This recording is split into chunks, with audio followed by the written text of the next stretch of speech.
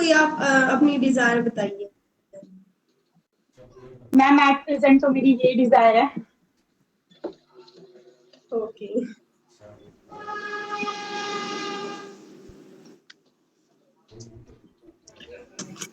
Good हाँ evening जी ma'am. Ma'am, आप curriculum को करिकुलर एक्स्ट्रा करिकुलर में थोड़ा डिफरेंस बता सकते हैं, क्या डिफरेंस है? मैम एक बार फिर से रिपीट करेंगे आप? मैम करिकुलम को curricular and extra curricular activities में थोड़ा डिफरेंस बता सकते हैं क्या है? मैम करिकुलर एंड को करिकुलर में डिफरेंस पूछ रहे हो ना? एंड मैम एक्स्ट्रा करिकुलम भी एक होता है। मैम एक्स्ट्रा करिकुलर एक्टिविटीज को ही बाद में नाम दे दिया गया है को करिकुलर एक्टिविटीज, क्योंकि ये एक तरीके से हमारी लर्निंग को एनहांस करती है और बिल्कुल भी लर्निंग से अलग नहीं है। मैम आप कहाँ इसीलिए से बिलोंग पहले करती हैं? एक्स्ट्रा में सर मैं यूपी से बिलोंग करती हूँ।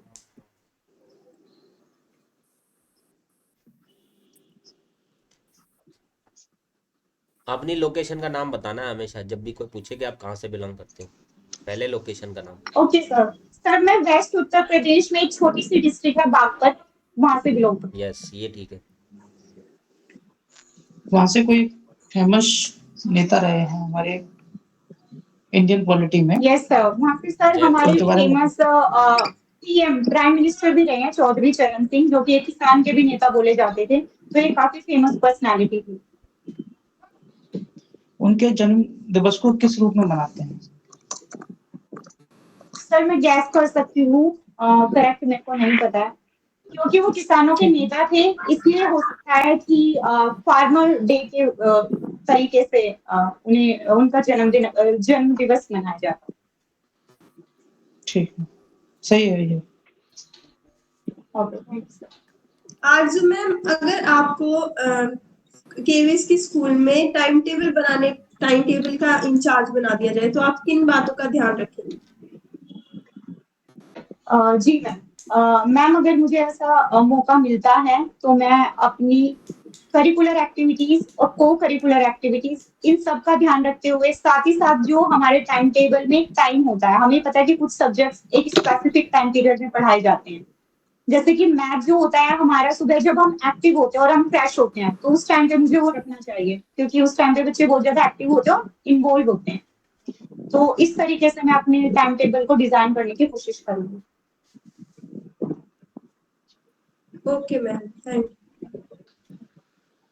मैम चल मैम फिलहाल मैं किसानों। हेलो, मेरी आवाज आ रही है आपको? सर ब्रेक हो रही है आपकी आवाज। ओके, खत्म हो गया, ठीक है। ओके मैम आपने हिडन करिकुलम की बात कही थी, तो इसको एक्सप्लेन करें। मैम हिडन करिकुलम वो होता है बेसिकली जो हमारे प्रॉपर तरीके से फॉर्मली नहीं दिया होता है, बट इसको हम अपने टीचिंग लर्निंग में इंक्लूड कर सकते हैं, जिससे बच्चा सीख जाता है। और जैसे कि इसका नाम ही बता रहा है ये हिडन करिकुलम है, तो बच्चों को पता भी नहीं चल जाता और बच्चे बहुत सारी चीजें सीख जाते हैं इसके through. Any example?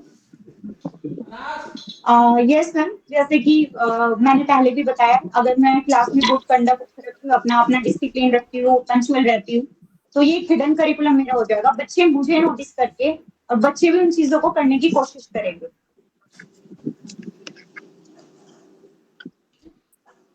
Okay ma'am ma'am. Gross motor skill और फाइन मोटर स्किल पढ़ा है आपने? सर प्लीज रिपीट कर सकते हैं आप एक बार?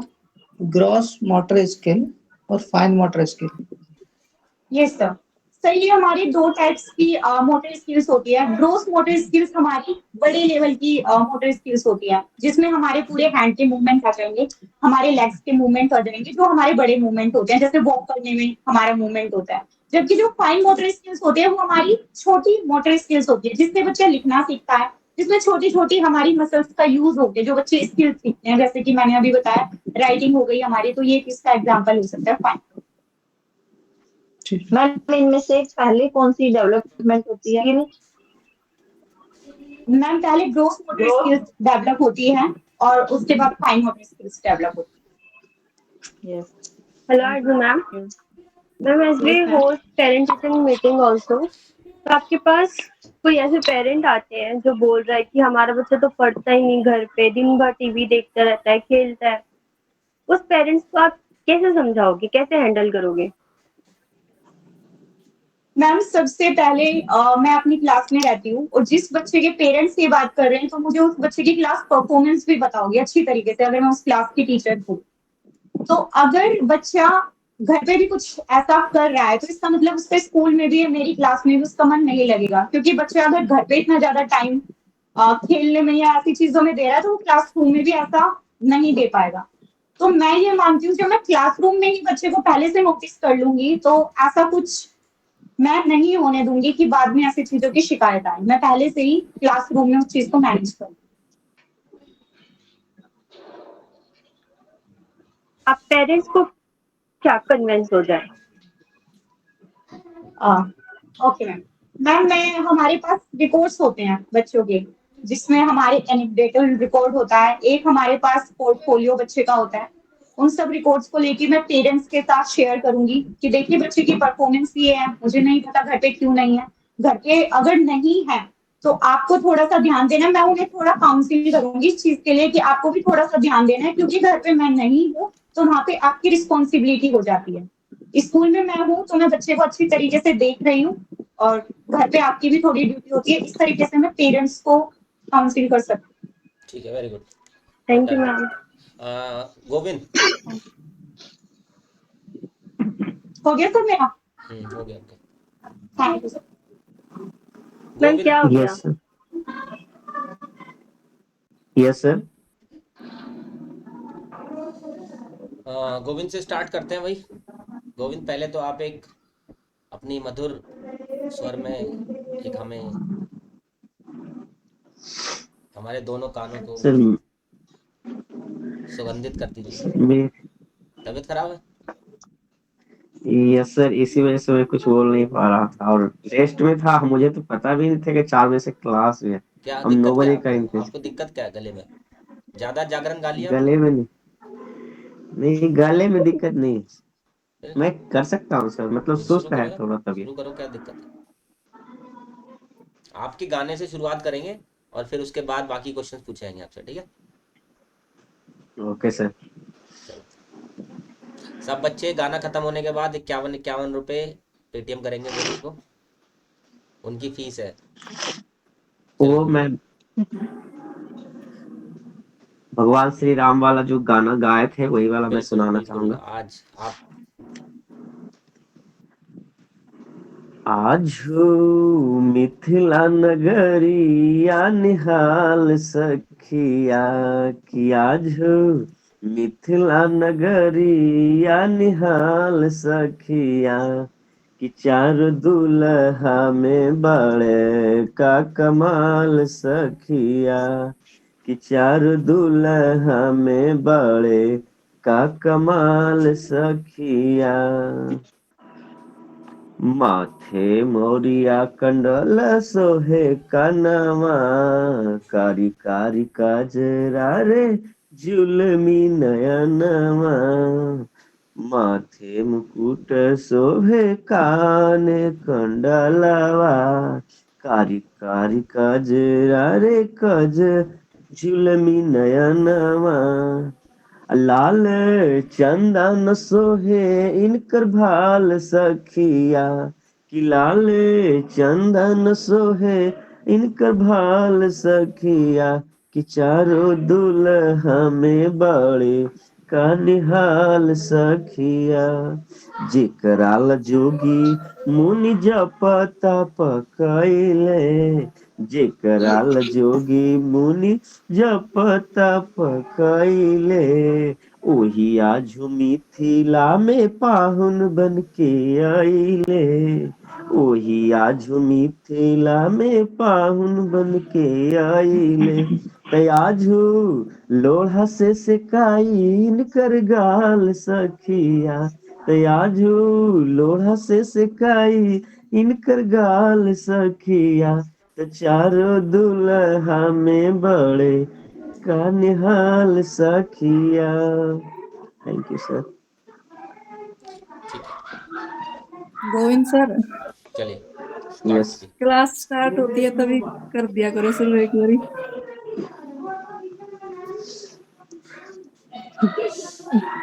बुकिंग भी लेते हैं बेटा ये, आप बुक करा सकते हो इनको। 1 मिनट सर। माइंड फ्रेश हो जाता है सर। अब आज नींद थोड़ी आएगी गोविंद को, आपने इतनी बड़ी बात बोल दी बेटा।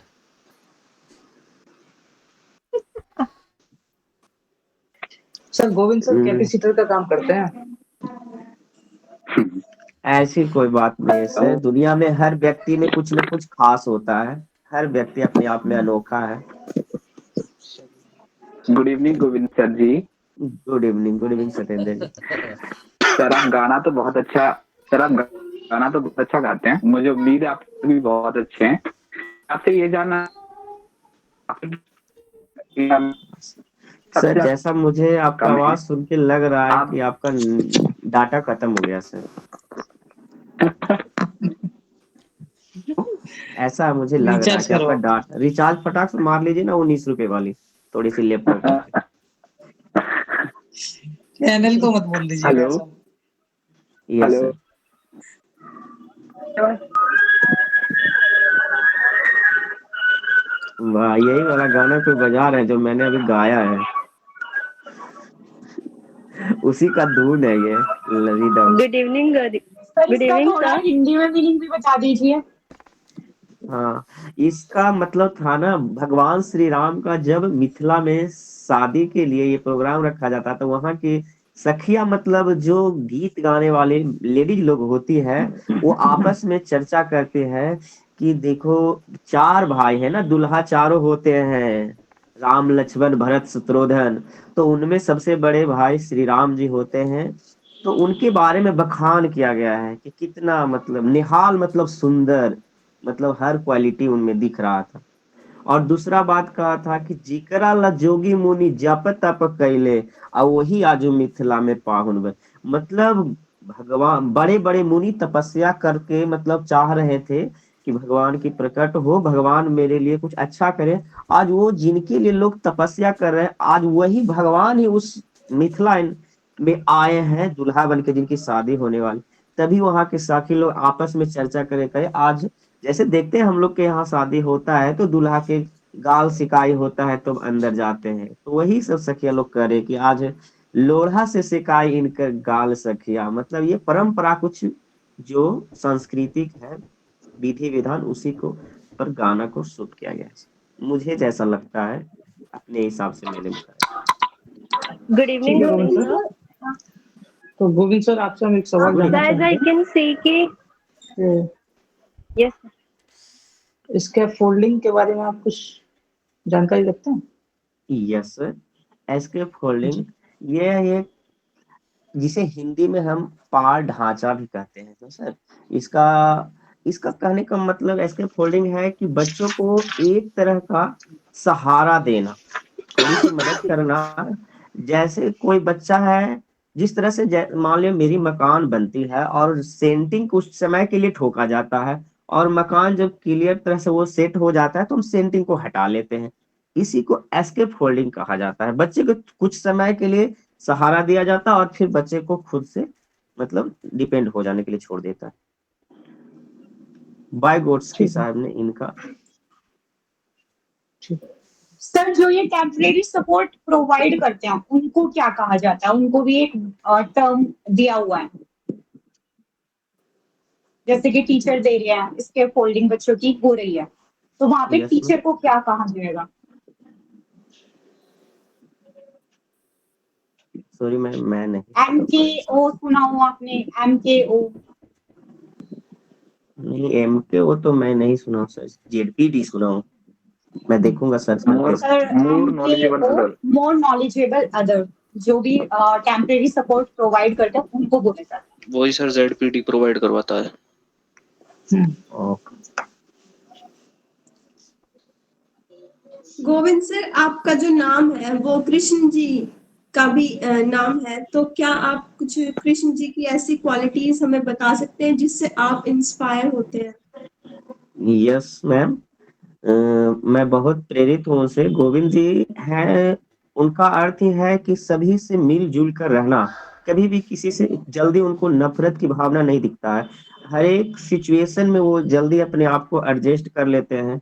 जैसे में बहुत सारे सखियों के साथ रहना, मतलब ग्वालों के साथ गायें चराना, वो सब स्थिति में वो अपने आप को हैंडल करता है। मैं उस वैसा मैं अपने आप को भी महसूस करता हूँ मैम, कि किसी भी परिस्थिति में अच्छे मतलब बच्चे के साथ कुछ समस्या आया, उस समय भी मैं अपने आप को एडजस्ट करता हूँ, और यदि किसी प्रकार की समस्या आता है तो मैं उसको हंसते-हंसते निपटाने का प्रयास करता हूँ। ठीक है, कितनी गोपियों के साथ रहते हो आप? जैसे मतलब ये क्लास में जैसे बच्चे हैं, तो इन लोग के साथ भी रहता हूँ, तो तरह-तरह के सिचुएशन आता रहता है। तो सिचुएशन से कभी डरना नहीं चाहिए। मैं ऐसा सोचता हूँ कि समस्या लाइफ की पार्ट है। कभी खुशी, कभी गम तो आता ही रहता अच्छा, बहुत बढ़िया। Govind sir, I है। can see यस, कि you are very comfortable in Hindi language और आप बहुत ज्यादा हिंदी यस वर्ड्स का मैम, यूज कर रहे हैं। Sir what yes if ma'am. कि एक पेरेंट्स आता है और वो आपसे बोलता है कि हमारा बच्चा तो हिंदी समझ ही नहीं पा रहा है, बच्चे का बैकग्राउंड ही ऐसा नहीं है कि वो बहुत ज्यादा हिंदी बोले या बहुत ज्यादा हिंदी समझे, so how will you deal this situation? How will you convince the parents? Sir, सबसे पहले तो मैं उनके गार्जियन को मोटिवेट करूँगा, समझाऊँगा कि लैंग्वेज एक ऐसी मतलब भाषा कभी हार्ड नहीं होती है। जिस परिवेश में बच्चे रहते हैं, उस परिवेश की भाषा सीख जाते हैं। जैसे आपके बच्चे मान लिया जाए वो बच्चे इंग्लिश परिवेश के हैं, तो इंग्लिश बहुत आसानी से उसे समझ में आ रहा है। तो वही बात बताएँगे, बच्चे अभी इंग्लिश परिवेश में है, इसको इसी वजह से वो इंग्लिश समझ रहा है। जैसे यह बच्चा हिंदी परिवेश में मतलब हिंदी वातावरण भी इसको मिलेंगे, उस तरह के माहौल नहीं मिल रहा है, इसीलिए बच्चा हिंदी नहीं समझ रहा। अब तो मैं आ गया हूँ ना बच्चे के साथ अच्छे से घुल-मिल कर, बच्चे को मैं हिंदी भी सिखा दूँगा। आप मुझे पर विश्वास रखिए, कुछ दिन बच्चों के साथ मुझे रहने दीजिए। देखिए बच्चे Sir, कितनी but जल्दी you are Hindi not teaching Hindi language, you are teaching mathematics in your class and you are yes, using the term in Hindi और जो बच्चा है वो नहीं समझ पा रहा है। हिंदी नहीं समझ पा रहा है मैम? Yes sir, हिंदी नहीं समझ पाएगा तो sir his first language is English. Yes sir.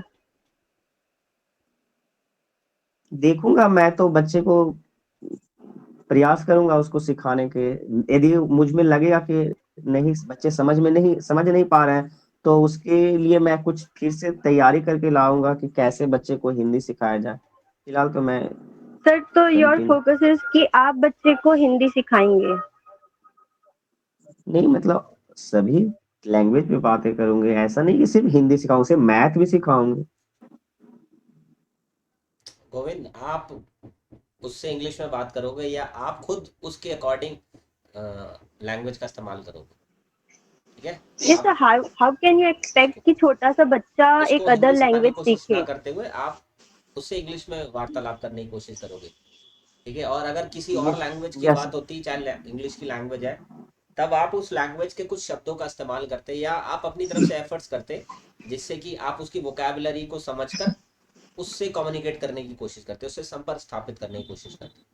क्योंकि एक यस टीचर सर, पहले मल्टीलिंगुअलिज्म को प्रमोट करता है और मल्टीलिंगुअलिज्म को चैलेंज के तौर पर भी देखता है ना। जैसे बहुभाषिकता पढ़ के भी आए हो आप, तो उसमें क्या बताया, यस सर, ये तो बताया ना कि टीचर प्रिपेयर करेगा अपने आप को, बच्चे को नहीं। बच्चे की तो उसकी नहीं, कंफर्ट लैंग्वेज है और उसको हाँ, फ्रीडम दी जाएगी कि वो अपनी लैंग्वेज के अंदर अपने आप को एक्सप्रेस करे। उस पर ऊपर कोई भी लैंग्वेज इम्पोज नहीं की जाएगी, चाहे कोई भी लैंग्वेज क्यों ना हो। ठीक है, ये भी प्रोविजन यस है। सर, तो आपको स्पेशली यहाँ पर इस चीज़ का ध्यान रखना है कि आप बच्चे को लैंग्वेज सिखाने की बजाय खुद कर लो, वो ज़्यादा बेटर है। यस सर, मैं पहले ये बता रहा हूँ कि बच्चे के समझूंगा पहले, हाँ, उसके बच्चे बाद को मैं हाँ। उसकी भाषा को भाषा के रूप में लूंगा कि बच्चे इनकी और यहाँ भाषा से जैसे और इंग्लिश का लोग भी क्वेश्चन कुछ है, सीख। शीतल का क्वेश्चन इंग्लिश का है, तो इंग्लिश को लेकर के आपको तो कॉन्फिडेंस दिखाना पड़ेगा, बिकॉज आपसे तो एक्सपेक्ट किया जा रहा है कि आपको इंग्लिश आती है ना। तो मैं बिल्कुल उनसे यस, कम्युनिकेट करने की कोशिश करूंगा। अगर मेरी फ्लुएंसी में कोई कमी है या मैं उतने अच्छे से मेरी स्पीकिंग नहीं है, तो मैं उसको मेरे फाइनल सिलेक्शन तक, जब तक मेरा अपॉइंटमेंट नहीं आता, तब तक मैं उस पर भी काम करके उसको बड़े अच्छे से इम्प्रूव करूँगा। एंड इंग्लिश का कोई भी ऐसा इशू नहीं आएगा जिस वजह से मेरे बच्चे पीछे रह जाए। बिकॉज मुझे ईच सर एंड एवरी ऐसा सब्जेक्ट पे सर applicable ऐसा एक पता क्वेश्चन पूछा भी गया था सर, जैसे अगर यहाँ तो इंग्लिश के लिए बोला है, अगर मैथ्स के टीचर है तो भी तो सर भाषा तो हर सब्जेक्ट में काम करती है ना सर, है। बस लैंग्वेज को छोड़ करके अगर डिफर जा रही है तो ठीक यही है, बोल तो सकते हैं इसको लैंग्वेज कि को अगर लेकर मैथ। अगर कोई भी समस्या वो बोले कि आपके अंदर तो ये समस्या है, हमें तो नजर आ रहा है आपको तो आप लो कॉन्फिडेंस फील मत करो। जैसे शीतल ने क्वेश्चन पूछा तो आप लो हो गए, ऐसा लग रहा था कि जैसे आप अपने उसमें चले गए, उस वाले जोन में चले गए जो आपका वीक एरिया है। नहीं जाना, नॉर्मल सी बात है, जो है हम है, यस सर। लेकिन हमारे आंसर इतने प्रॉमिसिंग होने चाहिए कि हम सामने वाले पर्सन को इतना तो अश्योर कर दे कि हाँ भाई ऐसी प्रॉब्लम नहीं आने देंगे क्लासरूम के अंदर, इसके लिए मैं अश्योर कर दूं। ठीक है, चाहे लैंग्वेज हो चाहे ओके कोई सर। और समस्या क्यों ना। Sir, what is inclusive education? Ma'am जैसे कि इसमें मैं हिंदी में ही बताना चाहूंगा कि ये इंक्लूसिव एजुकेशन में है क्या, सभी बच्चों को एक साथ जैसे मिला करके बताना। कुछ बच्चे सृजनशील बालक हैं, कुछ सामान्य बालक हैं, कुछ एवरेज से भी नॉर्मल बालक है, तो वैसे कंडीशन में सभी बच्चों को एक साथ लेकर चलना। जैसे कोई गॉड गिफ्टेड बच्चा है तो वो पहले समझ जाता है क्लास में, उसके लिए इंगेजमेंट करिकुलम चाहिए, और जो थोड़ा लो है तो उसको कैसे मैनेज करेंगे? इसके लिए मैम मैं जैसे कोई गॉड गिफ्टेड बहुत ज्यादा अच्छे बच्चे हैं तो उनके बगल में मैं प्रयास करूंगा कि जो नॉर्मल बच्चे हैं ना उनको भी बैठाऊं, और वो बार बार कुछ जैसे बच्चे को इसको नहीं समझ में आ रहा है और वो बच्चे को ज्यादा अच्छे तरह से समझ में आ रहा है, तो ये उनसे जब प्रश्न करेंगे तो वो समझाएंगे इनको और एक दूसरे से दोनों सीखेंगे और ओके दोनों मतलब इन्वॉल्व भी रहेंगे, व्यस्त भी रहे। Okay, thank you. Govind sir जैसे कि आपने आप बोल रहे हो कहा अच्छे नॉर्मल, बच्चे हैं और जो नॉर्मल बच्चे, तो मतलब जो सीखने में जिन्हें प्रॉब्लम होती है, तो आपको क्या लगता है वो खराब बच्चे होते हैं? नहीं नहीं, खराब कोई बच्चे नहीं होते मैम, किसी का आपने आईक्यू ये कहा लेवल। ना कि अच्छे बच्चे हैं, तो नहीं, मेरा इसलिए वो उद्देश्य नहीं था मैम, कहने का मतलब किसी का आईक्यू लेवल ज्यादा है, कोई बच्चा किसी भी बात को बहुत जल्दी कैच कर लेता है और कोई बच्चा को 2 बार 4 बार समझाने पे वो समझता है, तो वैसे बच्चे को ना जल्दी कैच करने वाले बच्चों के साथ रखेंगे ना तो दोनों एक दूसरे से सीखता रहेगा और व्यस्त रहेगा सर, ये मैं कहना चाह रहा था। हाँ सर, आपकी बात मैं समझ गई, लेकिन ये अच्छा, ये वर्ड यूज नहीं करना ये नहीं चाहिए। अच्छा, नहीं नहीं, सॉरी मैम। जैसे सर आपने नॉर्मल बच्चे भी यूज किया है ना, तो वो भी यूज नहीं करना है, क्योंकि उससे एक गलत इंप्रेशन जाता है। उसकी जगह पे आप एक टिपिकली डेवलप्ड चाइल्ड यूज कर सकते हैं। नॉर्मल को हटा के आप टिपिकली डेवलप्ड चाइल्ड यूज कर सकते हैं उसकी जगह। ठीक है sir? Ma'am okay unsound okay. भी नहीं बोल सकते क्या? Yes sir. अनसाउंड भी नहीं बोल सकते? नहीं सर। मैम इसको लो ब्रूमर ऐसे करके कुछ बोला जाता है। स्लो ब्लूमर के हाँ लिए इसमें टर्म यूज यस होती है उनके लिए, यस तो वो हम बोल सकते हैं स्लो ब्लूमर्स। यस, ग्रूमर्स? मैं स्लो ब्लूमर्स हमारे दूसरे हो गए, ठीक है, जो आप बोल रहे हो। एक हमारे गिफ्टेड हो गए, और जो नॉर्मल बच्चे होते हैं ना उन्हें हम नॉर्मल नहीं बोल सकते, उन्हें हम टिपिकली डेवलप्ड चाइल्ड बोलेंगे। वो सबका तो ओके हमें पता है ना, स्लो ब्लूमर्स हो गए, गिफ्टेड हो गए, टिपिकली डेवलप्ड। उससे मतलब बच्चों में ये हीन भावना नहीं आनी चाहिए कि ये नॉर्मल बोल दिया तो इसका मतलब मुझ में कोई कमी नहीं, तो ये बहुत गलत इंप्रेशन जाता है। और मैम स्पेशल चाइल्ड तो दोनों ही हो गए ना, जो कर नहीं पा रहा है वो भी और जो भी हाँ जी जल्दी सर। कर पा रहा है वो भी। हाँ जी sir. Thank you. Sir Govind sir, yes जैसे सर। कि आजकल शिक्षा जगत में आईसीटी पर जोर दिया जा रहा है, तो बच्चों को आजकल पीपीटी पे पढ़ाते हैं, स्मार्ट बोर्ड पे। तो सर आप बताएंगे, जैसे कंप्यूटर से संबंधित मेरा क्वेश्चन है, जिसमें जैसे कि आप पीपीटी उस पर बनाते हैं पावर पॉइंट पे, तो जो उसका फाइल जो सेव होती है डिफॉल्ट रूप में, वो किस नाम से सेव होती है? सॉरी सर, मुझे इसके बारे में अभी कंफर्म नहीं पता है, मैं देखूंगा, प्रयास करूंगा इसके बारे में जानने का, उसके बाद में। Okay sir, thank you. अच्छा गोविंद जी, आपने कभी पढ़ाया है सर किसी किस स्कूल नाम में? से सेव होती है आप बताना। सर वो फाइल। प्रेजेंटेशन पर। हेलो प्रेजेंटेशन गोविंद पर। जी, यस सर। आपने कभी किसी स्कूल में पढ़ाया है पहले? यस सर, मैंने तो स्कूल में नहीं पढ़ाया है, पर अपने पास ही बच्चों को पढ़ाया है। अच्छा, आप तो 17 का टेबल सुना सकते हैं इंग्लिश में? टेबल सर मैं इंग्लिश में सॉरी सर। ओके।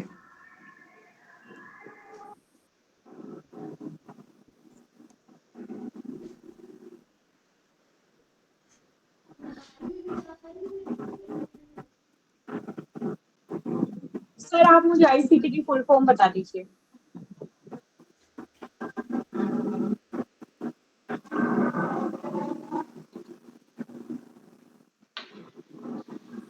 सर मैं मुझे याद नहीं आ रही है अभी। Govind sir, why do you want to join KVS? Yes sir. Sir सबसे पहले नंबर तो मुझे बच्चों के साथ अच्छा लगता है। केवीएस में यदि जैसे भी मैं बच्चों के यहाँ पे मैं अपने घर पे पढ़ाता हूँ तो बच्चों के साथ घुल मिल कर रहना पढ़ाना मुझे अच्छा लगता है। और केवीएस में जैसे डाइवर्सिटी देखने को मिलती है वो मेरा भी हॉबी भी है। मुझे भी जगह जगह घूमना पसंद है। तो इस वजह से केवीएस में आना चाहता हूँ और साथ साथ यहाँ पे एक अच्छी ग्रोथ दिखती है टीचिंग में, इस वजह से। स्टेट में ग्रोथ नहीं है क्या टीचर?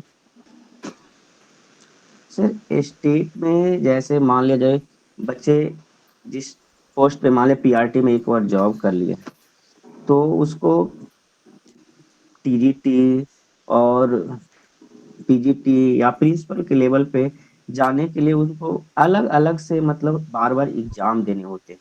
लेकिन इस क्षेत्र में है कि बार बार मतलब आपको पोस्टिंग यदि आप मेहनत करें तो आगे बढ़ सकते हैं, लेकिन इधर अलग अलग एग्जाम बार बार देने पड़ेंगे, इस गोविंद वजह से। एक सेकंड, आप इतना लोड क्यों ले रहे हो? आपको ऐसा क्यों लग रहा है कि मेरे को आंसर नहीं आता तो मैं अच्छा नहीं अपने आप को फील कर रहे? इतना लोड क्यों ले रहे हो आप? आपको 17 का टेबल नहीं आता, इट्स ओके, कोई कोई नहीं, दिक्कत नहीं नहीं। याद है अभी। आईसीटी आपको फुल फॉर्म नहीं पता, इट्स ओके। आपके नहीं एक्सप्रेशंस सर क्यों चेंज हो लगता रहे ना हैं? आप डर क्यों गलत फील कर जैसे रहे हो? आंसर नहीं आपने नहीं जब आने उन्होंने के बाद पूछा sir. Why do you want to join in KVS, आप कह रहे हैं कि मुझे बच्चों के साथ पढ़ाना अच्छा लगता है तो मैं इसलिए पढ़ाना चाहता हूँ। ये कौन सा आंसर है बेटा? इसमें तो केवीएस का ही नाम नहीं आया। केवीएस के साथ कोई स्पेसिफिक रीजन ही नहीं दिया ना आपने कनेक्ट होने का, ज्वाइन करने का, समझ रहे हो? मतलब वो हाँ साफ तौर पर पता चल रहा था कि आपके पिछले 2 आंसर्स आपके ठीक नहीं है, तो आप इस आंसर में बिल्कुल ब्लैंक हो गए, आपको पता ही नहीं चल रहा कि मैं बोल क्या रहा हूँ। Relax, yes sir. कोई दिक्कत नहीं, चेहरे से स्माइल नहीं हटनी चाहिए, वैसे भी स्माइल अच्छी है आपकी, ठीक है? कॉन्फिडेंस में कमी नहीं आनी चाहिए।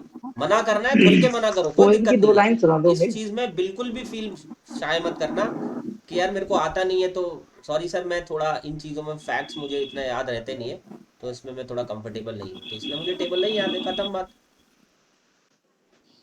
सर मैं इसका जवाब दूं गोविंद फिर सर, से? हाँ यस सर। ठीक है, दे दीजिए। सर सबसे पहले तो मैंने केवीएस में जो मेरे टीचर थे वह जिससे मैंने सीटेट के क्लास किए थे ना सर, वो सर आज केंद्रीय विद्यालय वेस्ट बंगाल में वो जॉब कर रहे हैं। वो आए थे तो मुझे बहुत अच्छे से इसके बारे में बताए थे, केंद्रीय विद्यालय के बारे में, इसमें कैसे कैसे ग्रोथ है, क्या इसमें आगे आप बढ़ सकते हैं और इसके पर्सनालिटी, ये सब मैं उसी समय से मोटिवेट हुआ हूँ सर उनसे। और हमेशा मेरे दिल में एक लालसा लगा रहा कि जब भी मुझे बनना है ना तो केवी का टीचर जरूर बनना है। तो इसी वजह से मैं उस समय से सीटेट के तैयारी से वक्त से ही मैं केवीएस की तैयारी में लगी कि केंद्रीय विद्यालय में जॉब हो मुझे। आपने बीपीएससी का एग्जाम दिया था? मैंने बीपीएससी का एग्जाम नहीं दिया था सर। वेरी नाइस, ठीक। ठीक है, अब नेक्स्ट कैंडिडेट। ठीक है गोविंद, कॉन्फिडेंस फील करते हुए आंसर करना है, अरे कोई दिक्कत नहीं है, आप अभी प्रिपरेशन में हो, ठीक है? क्या हो गया ओके सर। अगर आपको कोई क्वेश्चन का आंसर नहीं आता तो जरूरी नहीं है सबको सब कुछ आता है, ठीक है? सर इसी बात के मुझे डर रहता है टेक सर ए चिल मेरी पिल, जो। ठीक है? एक आप इंग्लिश में थोड़ा अनकंफर्टेबल हो गए थे, तब भी मैंने आपको बीच में आकर के बताया कि कोई दिक्कत नहीं, हाँ। रिलैक्स रहो। मैंने आपको कुछ और नहीं मंत्र दिया, मैंने बताया कि आंसर कैसे करना है, बस आपके आंसर करने के तरीके से ही वो डिसाइड कर लेंगे कि आपकी पर्सनालिटी क्या है। ठीक है, ओके कोई चीज नहीं आती कोई दिक्कत नहीं है, उस पर काम कर लेना। ठीक है, बस आपको कुछ चीजों की जरूरत है, वो ये है कि आप आराम से रिलैक्स होकर के आंसर करो। पिछला आंसर गलत चला गया, भाड़ में जाए आंसर, चला गया। अब दूसरा क्वेश्चन है, दूसरे क्वेश्चन को आंसर करो और उतने स्माइलिंग फेस के साथ, एक्सप्रेशंस के साथ, पूरी एनर्जी के साथ, है साउंड भी अच्छा आना चाहिए सर। चलो भाई नेक्स्ट दीप शिखा का कंप्लीट करा देते हैं पहले, फिर उसके बाद सर एक क्वेश्चन अभी आया, मैंने बहुत ढूंढा मिला नहीं, कि इंक्लूसिव एजुकेशन में जो ब्लाइंड पर्सन है, कम्प्लीटली ब्लाइंड हैं और इतने ज़्यादा डिसेबल्ड हैं कि कॉमन क्लास में नहीं ठीक से पढ़ सकते, तो क्या वो भी इंक्लूसिव एजुकेशन में कंबाइन करे जाते हैं?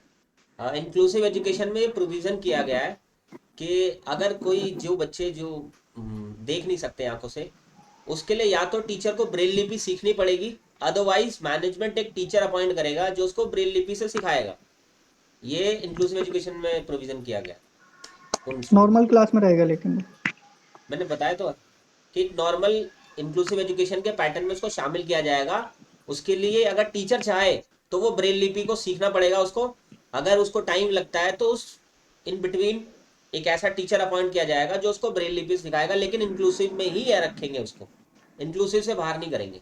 ये है मेन, ये प्रोविजन है, इंक्लूसिव का ही प्रोविजन है। ये स्पेशल स्कूल जो अभी हैं वो फिर देखो, स्पेशल स्कूल्स हम जब इंक्लूसिव की बात करते हैं ना, तब हम स्पेशल स्कूल्स को उसमें इंक्लूड नहीं कर सकते, लेकिन स्पेशल स्कूल्स भी अपनी एक स्पेशलिटी रखते हैं कि हम कई बार ऐसा सोचते हैं कि हमें उनको स्पेशल स्कूल्स में भेजना चाहिए, लेकिन हम पैटर्न जो फॉलो कर रहे हैं वो सिर्फ इंक्लूसिव है, तो आपको फोकस्ड इंक्लूसिव पे ही रखना है। ठीक है, करते हैं हम स्पेशल भी है, लेकिन वो कुछ कंडीशंस हैं ऐसी, लेकिन जो ब्लाइंड वाली है इसकी कंडीशन तो पूरी तरीके से इंक्लूसिव में ही है। ठीक है, इसमें कोई भी इफ और बट नहीं है। तो सर अगर वो हमसे पूछे कि फिर स्पेशल स्कूल्स क्या नहीं होने चाहिए? स्पेशल स्कूल्स होने चाहिए, हाँ बिल्कुल होने चाहिए।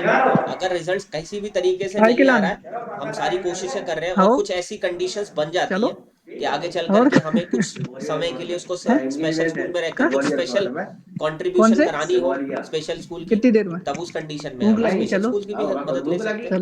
लेकिन हम इंक्लूसिव एजुकेशन में पूरी तरीके से माइक ऑफ करा दीजिए सर, माइक ऑफ करा दीजिए सर, माइक ऑफ करा दीजिए, माइक समझ ऑफ नहीं आ रहा। लेकिन हम इंक्लूसिव एजुकेशन के अंदर पूरी तरीके से इस चीज के लिए तत्पर हैं कि हम हर एक बच्चे की परफॉर्मेंस को बेटर करेंगे और उसको एक नॉर्मल स्कूल के अंदर, नॉर्मल क्लासरूम में, नॉर्मल बच्चों के साथ पढ़ाने की कोशिश करेंगे। और इसके लिए जितने भी एफर्ट्स मैनेजमेंट के थ्रू हो सकते हैं या जितने भी एफर्ट्स पेरेंट्स के थ्रू हो सकते हैं, क्योंकि पेरेंट्स का भी एक अहम योगदान होता है इसके अंदर, और बच्चों के थ्रू हो सकते हैं, सब लोगों की जब पार्टिसिपेशन आएगा तब इसको बेहतरी से बनाया जाता है, सक्सेसफुल बनाया जा सकता है। और इसमें एक प्रोविजन है, प्रोविजन ये है कि सर हम स्पेशल स्कूल को नॉर्मल स्कूल में ही इंट्रोड्यूस कर देंगे। कहने का मतलब ये है कि हम हर एक बच्चे की नीड को ध्यान में रखकर अपने सिस्टम को ही चेंज कर देंगे, जो हमारा नॉर्मल स्कूल का सिस्टम है। ये भी प्रोविजन किया गया है इंक्लूसिव एजुकेशन में कि हमें बच्चों की नीड के अकॉर्डिंग अपना सिस्टम चेंज करना है, तब जाकर के इंक्लूसिव एजुकेशन को हम पूरी तरीके से लागू कर पाएंगे। ठीक है, और ये चैलेंजेस है जो काफ़ी सारे चैलेंजेस फेस कर रही है इंक्लूसिव एजुकेशन। पूरी तरीके से ये लागू नहीं किया गया, लेकिन ऑलमोस्ट इंक्लूसिव एजुकेशन के पैटर्न को लागू कर दिया गया। जितने भी चैरिटेबल स्कूल्स चलते हैं सब जगह इंक्लूसिव एजुकेशन चलता है, गवर्नमेंट के स्कूल्स में इंक्लूसिव एजुकेशन चलता है, स्पेशली स्टेट गवर्नमेंट्स ने भी सभी ने अपना लिया है, और इसके अलावा बहुत सारे प्राइवेट स्कूल्स भी इंक्लूसिव एजुकेशन को अच्छी तरीके से फॉलो कर रहे हैं।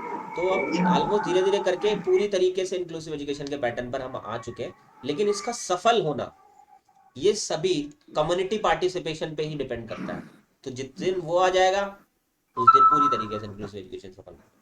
चलो नेक्स्ट कैंडिडेट दीपशिखा।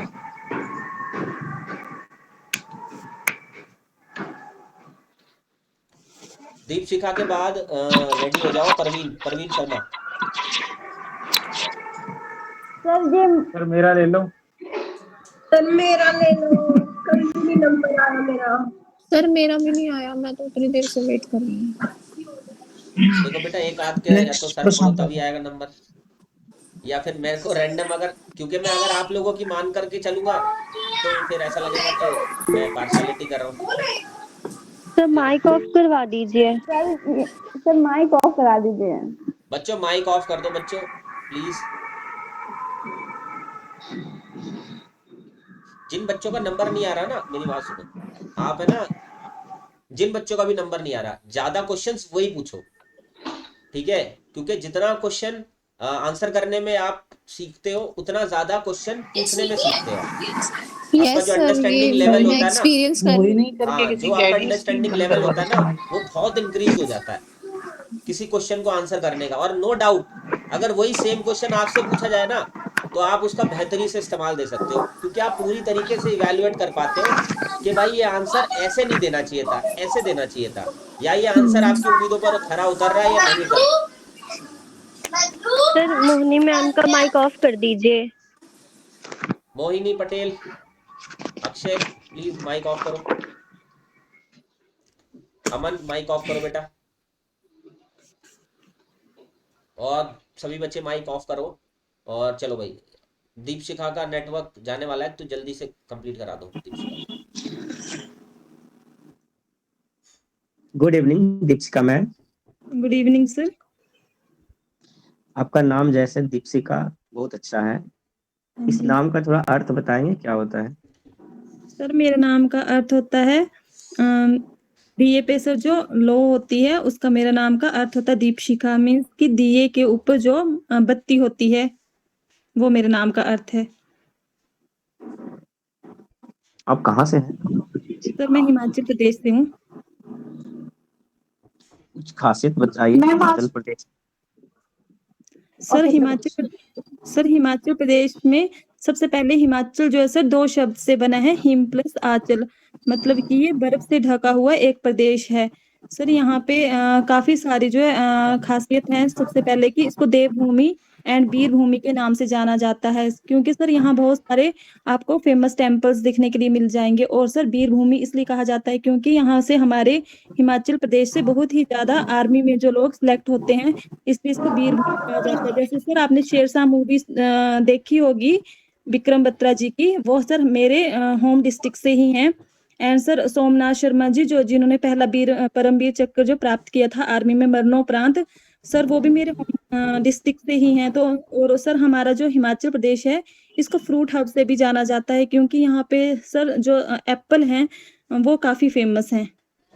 और सर वैसे तो बहुत सारी यहाँ पे बहुत सारी खूबियां हैं जो शायद मैं इतना बता भी नहीं पाऊंगी। ओके ओके, मैम बहुत अच्छा। हिमाचल डे कब मनाया जाता है? मैम 25 जनवरी को बनाया जाता है। एक्चुअली मैम मेरी लाइट चली गई है तो मेरा फेस थोड़ा ऐसे ही दिखेगा। हाँ जी 25। मैम आजकल एजुकेशन में कॉम्पिटेंसी की बात होती है, क्या होता है ये competency? Sorry ma'am, can you repeat please? Ma'am आजकल एजुकेशन में कॉम्पिटेंसी बेस्ड एजुकेशन की बात होती है, ये कॉम्पिटेंसीज होती क्या है?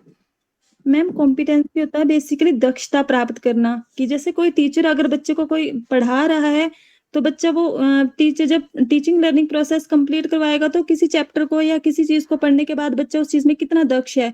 ऐसा तो नहीं है कि सिर्फ उसने जो टीचर ने पढ़ाया उसने सीखा ही है। बच्चा वो अपनी लाइफ में वो उसको कर भी पा रहा है, हैंडल कर पा रहा है, रियल बेस उसके एक्सपीरियंस के साथ उसको कोप अप कर पा रहा है, या सिर्फ उसने पढ़ा है। तो मैम यही होती है कि बच्चा किस चीज को पढ़ने के बाद कितना वो एबल है, कितना योग्य बन पा रहा है उस चीज के लिए। हाँ जी।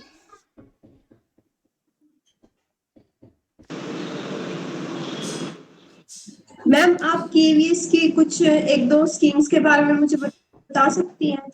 हाँ जी मैम, केवीएस में मैम दीक्षा स्कीम है, निष्ठा है और ई पाठशाला है। एंड मैम आईसीटी से रिलेटेड भी काफी स्कीम्स हैं, लाइक मूक है। एंड मैम सॉरी मैं रिकॉर्ड नहीं कर पा रही हूँ, बट मैं एक बार चेक करूंगी इसको। मैम दीक्षा के बारे में थोड़ा सा डिटेल में बताइए।